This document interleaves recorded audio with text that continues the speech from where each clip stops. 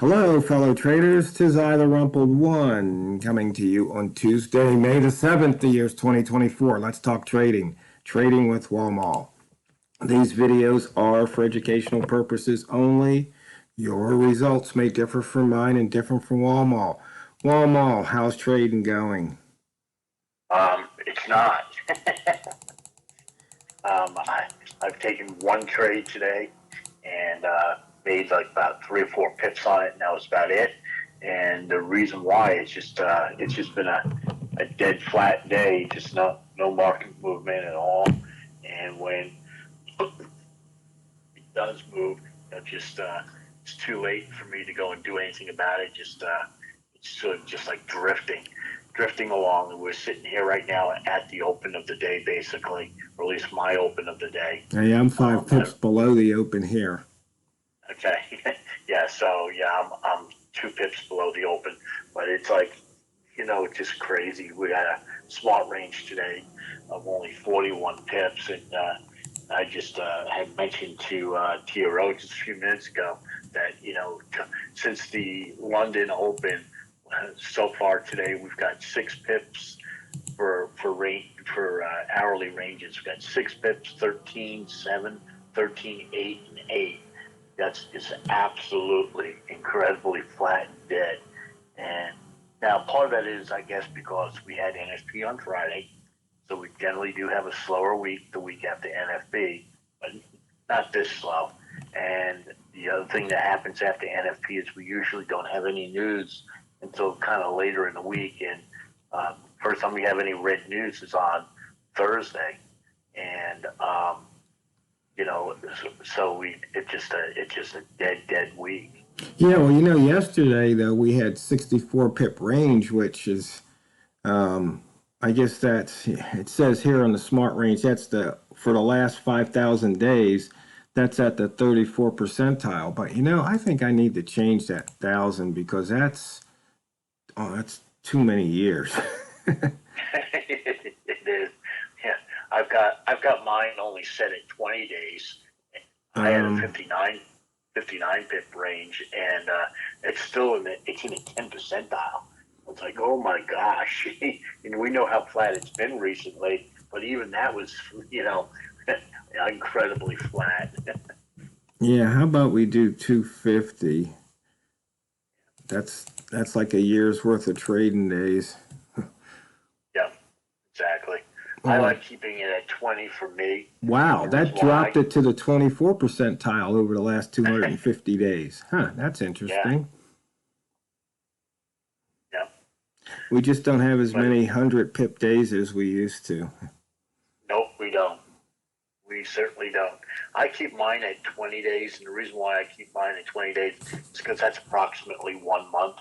And I'm always, because I'm doing short-term trading, and I'm doing, basically scalping. I only want to know what's going on, within the last month. I don't really care about that much about what's happened, in the past going way back.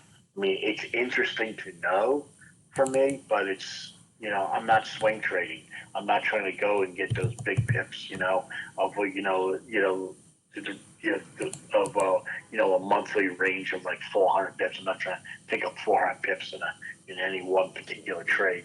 I'm just trying to go and pick up what I can. And so, because I'm trading on the 1 minute chart, and I'm usually in and out within 2 minutes, just going back 20 days is more than sufficient for me. However, if you are one of these guys that are looking to go and trade things, let's say you're trying to do order block trading or something like that, or you're trying to do swing trading or even Fibonacci trading, going back 200 days or even more is probably very useful because your swings may be that long.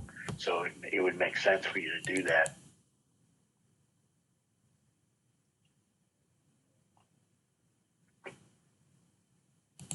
But in any case, we got like I said, it's kind of funny if you look at the 1 minute chart and if you, I don't know if you got a chart that does this, but just show the 30-minute M candle on it, and it's just kind of interesting because it just stays in a very tight range. and it shifts it up or it shifts it down, and it's just kind of interesting how it's just staying in those very, very tight ranges, and they're pretty consistent tight range of, something along the lines of like 5 or 6 pips. And it's just crazy how it's been doing that all morning long. So I guess there's a way to make money on this. I have to think about it. But I'm sure there's a way to make money on this because there is a pattern that's here. And, and I've said this to you a bunch of times, TRO, and I know you've said this to the video, to viewers many, many times. If there's a pattern, that means we can go and take advantage of it. Yeah. Well, I recognize it. It did come out of the launch pad. It did. And it's funny because that was where my one and only trade was. It was down actually at about 44. And I went long at 44 and got out like right at about 50. So it worked out pretty well for me. I was able to pick up, I just looked it up, and I picked up 4.5 pips. I know I said something like 3 or 4 pips before, but I actually got 4.5 on it. So it wasn't a bad trade. It's just that, it's not, it was outside of the way I normally trade, so I don't feel comfortable doing it. So you know what? I'm not going to do it. I took my one trade, made a little bit of money, and I'll just wait till either tomorrow or Thursday, and when we break at it, because that's what happens. It's sort of like, I live in West Georgia. It's sort of like, you don't like the weather, you just wait long enough, it'll change for you, and that's kind of like trading. We'll get into a pattern like this, and wait long enough, it'll break out of it and go back to something that you're more accustomed to. And that's just what you got to do. And sometimes, the best part about trading is not trading or not executing. Yeah, there's some truth to that. But, if you go and look like in the last 30 minutes on the 1 minute candle, you did have opportunity. There were several flip-flop boxes that you could have gone and taken, and you could have made some money, but you only would have been picking up, 2-3 pips at a time. But hey, 2 or 3 pips is better than no pips, I guess. I'm just looking at the upside right now, and I so far just this last 30 minutes, and that's it. Now looking at anything else, you could have picked up 2 pips 6 times. And that's just looking to the upside. I didn't even check the downside, because you could have picked up pips on the downside as well. So let me check the downside. 1, 2, 3.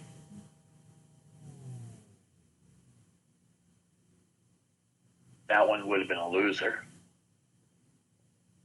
That one would have been a loser. And that one would have been a loser. So you could have picked up 3 pips, 2 pips rather, 3 times, and you could have had 3 pips. 3 losses in a row, or not in a row, but what would have happened was you would have actually taken a loss on your down trades. But that said, probably would not have been wise to take short trades. Now, of course, hindsight, but you had some clues not to take shorts, and the reason why is because you had a green M30, you had a green 1 hour, you had through that entire experience you had green M5s, so it just wouldn't have made any sense to go and take any short trades. Now, could you? Yeah, sure you could have, but if you would have done both longs and shorts, you would have certainly, you'd just taken every trade that appeared for you. You certainly would have wound up on the good side.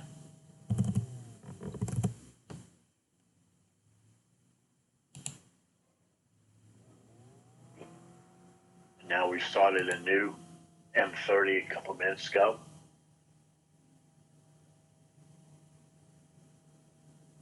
The other thing that was kind of interesting is that this hour, at least for me anyway, I think it's true for you as well, but we had a new H4 start up, and the interesting thing about that is that it tested the open and it broke through it a couple times, but it was never successful getting below it. So that kind of gives me a clue that this H4 wants to be a green H4. My That affected me. yeah, my H4 is green. Yeah. Yeah, mine's green, but it just opened up a half hour ago. But that would not have helped you out, those other trades I was talking about. But going forward, that gives you a clue as to what's going on. That, hey, this thing, it looks like it's, it looks like it wants to run away from the H4. So until it gets and breaks below 55, I would certainly just, I would have my green hat on, wanting to go long.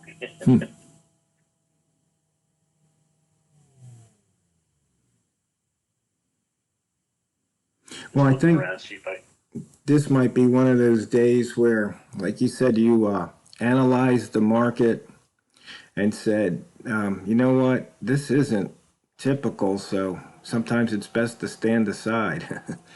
yeah, yeah. And now here's something that typical does happen in a market like this. It would not surprise me if I was to come back tomorrow morning and look at the market and see that we had an 80 pip range for the day, because what sometimes can happen is it just does what it's doing right now, where it just continues to not make big moves, just make these little itty bitty moves, and just drifts in one particular direction. And that very easily could happen. I mean, we're 10 pips below the high of the day right now. Well, at least on my chart, we're 10 pips below it, and we're right at the daily open right now for me. And it very easily could go and drift, 40, 50 pips in the upward direction and go back up and test. Yesterday, you got to remember that we had gone above the 2600, and we go back above that 2600, and it could very easily go back and test all that out again. And that's the thing about the market. We never know what it's actually going to do until it goes and does it. Right. But what do? We sit here and we just try to look for patterns, look for things that we've seen in the past, because, and the reason why I think that works is because what's actually trading the markets, even if it's done by an algorithm, is people. Because the reason I say that is because the algorithms are written by people, therefore they're going to follow those same patterns that people do. Right. And so we have to just go and look for that, and if we can recognize that, then we can take advantage of it. But that's the difference between trading and a job. With a job, you go in, work hard, and at the end of the day, you're going to get a paycheck. Mm-hmm. Okay. With trading, you're not guaranteed a paycheck, because you never get a paycheck. What you do is you go in and you trade, and at the end of the day, you're able to hopefully to go and walk away with a little bit more money in your bank account. But it's not a paycheck. What it is it's the results of hard work and luck and sweat. Yes. Yes, yes, yes. And we're hitting my daily open. See if it wants to see. Okay, we're right there. Does it turn the day green? I think this is one of those ones where you say, let somebody else do the busting through. Exactly. Exactly right. Now, okay, we just moved up. Yep. Plus, the disadvantage of doing that is that you sometimes miss the move because of that. That's okay. Yeah, because another bus will be coming by soon. Exactly right. And you know what? Our bus is just about going to hit the next stop, because the fastest 15 minutes of trading is just about over. So, fellow traders, as you can see, some days it's a little bit better for trading than others. So you just have to trade what you see, because it's not what you trade, it's how you trade it. So go out there and drain the banks. This is TheRumpledOne, over and out.